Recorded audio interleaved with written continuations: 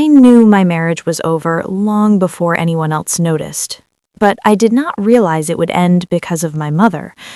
The strange thing was not that he loved her.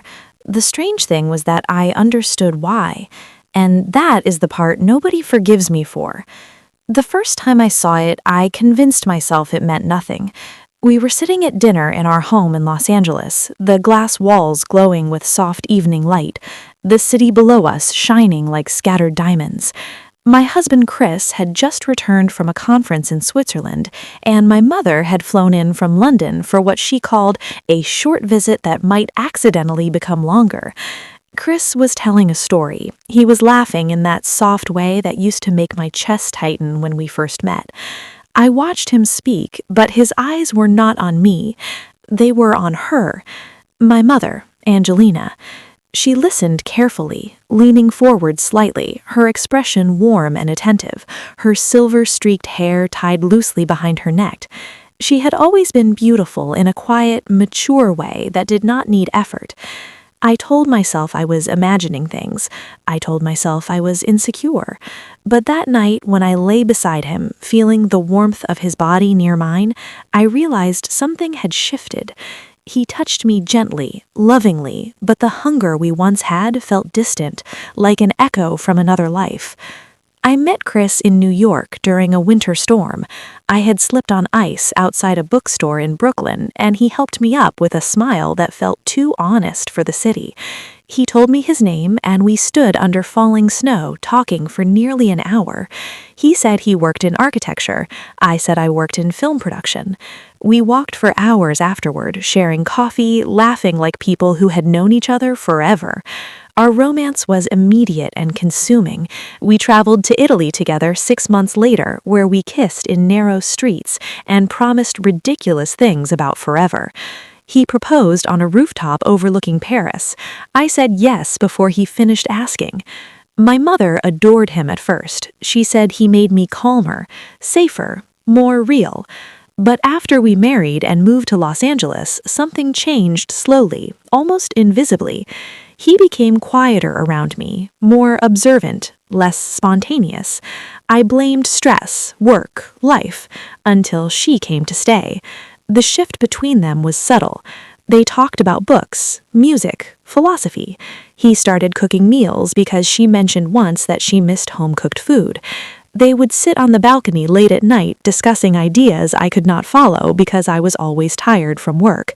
I told myself it was normal, but then one evening I walked into the kitchen and saw him adjusting her scarf gently around her neck. The movement was careful, tender, intimate. He stepped back immediately when he saw me, but the air between us felt heavier. That night I could not sleep. I wondered whether love could move quietly from one person to another without anyone noticing. I began observing instead of participating. That was when the real story started revealing itself. Chris laughed differently with her. Not louder, deeper. He listened to her in ways he had stopped listening to me, and she looked alive around him, more alive than I had seen her since my father died years ago. One night, she confessed something while we drank wine together. "He reminds me of someone," she said softly. "Who?" I asked. She hesitated, then changed the subject. Months passed. The tension grew like a silent storm. I watched my own marriage from outside, like a stranger studying a film. The intimacy between Chris and me became careful, almost respectful, like two people protecting something fragile. Yet I could not accuse him. He never crossed obvious boundaries. He never betrayed me physically, at least not in ways I could prove. And then came the night everything broke. We attended a gala in London. After the event, we returned to my mother's apartment. I went to shower. When I came back, I saw them standing close together by the window. Too close. Their voices were low, urgent. He looked at her the way he used to look at me. When they noticed me, they stepped apart immediately, and suddenly I knew. Not with certainty, but with instinct. The truth did not arrive all at once. It arrived in fragments, a lingering glance, a shared silence, a moment when their hands brushed and neither pulled away quickly enough. I began to feel invisible in my own life. Yet, strangely, I did not feel angry. I felt curious. How could this even happen? How could love shift in such an impossible direction? One night, unable to bear the tension, I confronted him. "Do you love her?" I asked quietly. He looked devastated. "I love you," he said. That was not an answer. The revelation came from my mother, not him. She knocked on my bedroom door late at night. Her face looked older than I had ever seen it. "We need to talk," she said. She told me she had been fighting feelings she did not want, that she had tried to leave multiple times but stayed because she could not abandon me. She said nothing had happened physically, but emotionally, they had crossed lines neither intended to cross. I listened silently. Something inside me broke, but another part felt relieved because the confusion finally had a shape. The days after felt surreal. Chris avoided eye contact. My mother prepared to leave, and then something unexpected happened. He confessed something that changed everything. He told me the reason he felt drawn to her was not romantic attraction alone. It was recognition. She reminded him of someone from his past, someone who had once saved his life emotionally during a dark period. He said he never meant to fall into emotional closeness with her, but it happened slowly, without intention. The real twist came weeks later. I discovered letters, old letters between them, written before he ever met me. My mother had known him years earlier. She had helped him through a crisis when he was younger. Neither had recognized the connection when we first started dating because he had used a different name during that time. Their bond was not new. It was unfinished. Suddenly, everything made sense. The familiarity, the deep understanding, the invisible thread between them, and I stood in the middle of it. I expected rage. Instead, I felt grief, because I realized they were not trying to hurt me.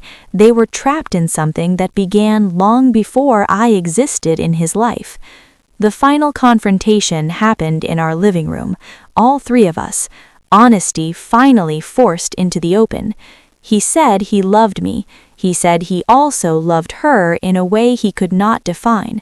She said she would leave forever if that was what I needed, and I had to decide what love meant, possession or truth.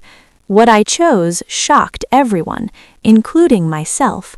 But that is a story for another night, because sometimes the ending of a love story is not about who wins, it is about who finally understands what love really is. My mother began packing her things quietly, preparing to leave without drama. But the tension did not disappear. It simply changed shape. I watched them closely, not with jealousy, with curiosity, because I needed to understand what existed between them. One evening, I observed them talking in the kitchen. They were not touching, they were not flirting, but there was a calm intimacy in their silence that I had not seen in years between Chris and me. They did not try to impress each other. They did not try to perform. They simply existed. And that hurt more than betrayal would have. The real turning point came unexpectedly. Chris and I went for a walk along the beach. The wind was cold, and the ocean stretched endlessly ahead of us. He stopped walking suddenly. "I need to tell you something honestly," he said. I nodded. "I love her," he said quietly. The words landed gently, not violently. "And I love you too," he continued, "but they are different kinds of love." I closed my eyes briefly. He continued speaking. "With you, I feel passion, growth, possibility. With her, I feel understanding. She knows parts of me I forgot existed." I waited. "And you?" he asked softly. "What do you feel?" That was the question I had avoided asking myself. What did I feel? Did I want him because he was mine, or because I truly wanted him? Did I want to fight for this marriage, or was I holding on to a version of love that had already changed? That night, I spoke with my mother alone. We sat at the kitchen table, drinking tea like we used to when I was younger. She looked exhausted. "I never wanted this," she said. "I know," I replied. She looked at me tearfully. "What do you want?" I hesitated. "I want honesty," I said finally. "So tell me honestly, what do you want from him?" She closed her eyes briefly. "I want peace," she whispered. "I want someone who understands the parts of me that became invisible over the years. When we talk, I feel seen again." She paused. "But I will never take him from you." That sentence broke something inside me, because she still saw him as mine, and suddenly I realized maybe he was not mine anymore. Maybe no one belongs to anyone. The next morning, I made my decision, and it surprised even me. I called them both into the living room. My hands were steady. My voice did not shake. "I am not going to compete," I said calmly. They looked confused. "I love you," I told Chris, "but I cannot be loved halfway, and I cannot live inside a triangle where everyone pretends nothing has changed." He looked devastated. "I need you to choose honestly," I continued. "Not based on guilt, not based on obligation, not based on fear of hurting me." Silence filled the room. He cried. I had never seen him cry before. He said he felt torn between two truths, between past and present, between stability and recognition, between passion and peace. And then finally he spoke. "I choose you," he said, but his voice sounded heavy, not relieved, not certain, heavy, and I knew immediately that this was the wrong answer.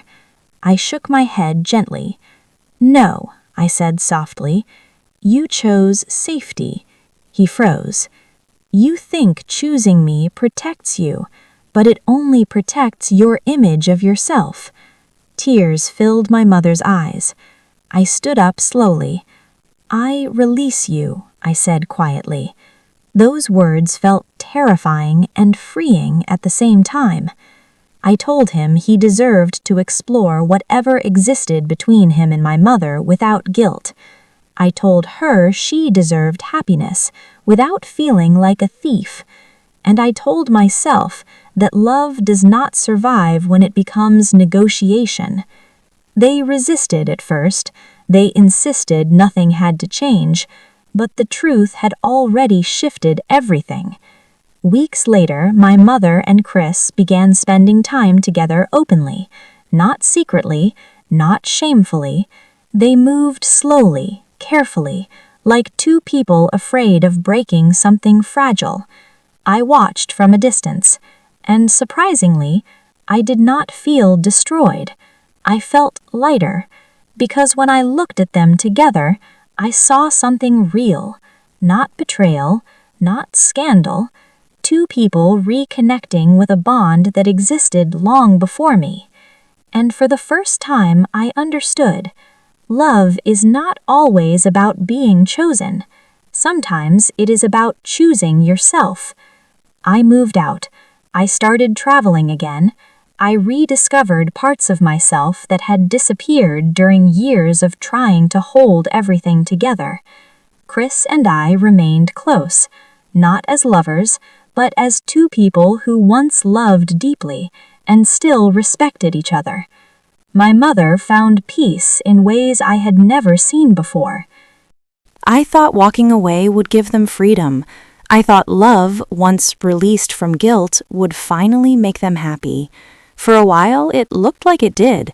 My mother and Chris moved to Italy, somewhere quiet near the coast where no one knew our story. They sent pictures sometimes, sunsets, wine glasses on small tables, smiles that looked peaceful from a distance. People said they looked younger, lighter, like two souls finally allowed to breathe. But love built on unfinished wounds carries its own shadow. Slowly, the messages became less frequent. When we spoke, my mother sounded tired, Chris sounded distant. The same understanding that once brought them together started revealing differences they had never noticed before. Without the tension of secrecy or the forbidden pull that once made everything feel intense, they were left facing reality, two people who had connected through shared loneliness more than shared future. Arguments started quietly, then became constant. Chris struggled with guilt he never admitted before. My mother struggled with the weight of knowing she had crossed a line that changed our family forever. They began blaming themselves, then each other, for things that had nothing to do with the present. And then came the call. A car accident on a narrow coastal road during a storm. They were both inside. They had been arguing. Witnesses said the car swerved suddenly. Chris died instantly. My mother survived, but she never spoke the same way again. She returned home months later, silent, fragile, carrying a grief that felt heavier than punishment. Sometimes she looks at me like she wants to apologize, but no words come out. And every time I see her, I wonder if their love was real, or if it was simply two broken hearts mistaking escape for destiny. Years later, when people ask me what happened, they expect anger. They expect betrayal. They expect a villain. But the truth is quieter, more complicated, more human. I did not lose my husband to my mother. I watched two unfinished stories find their ending, and I found the courage to begin my own.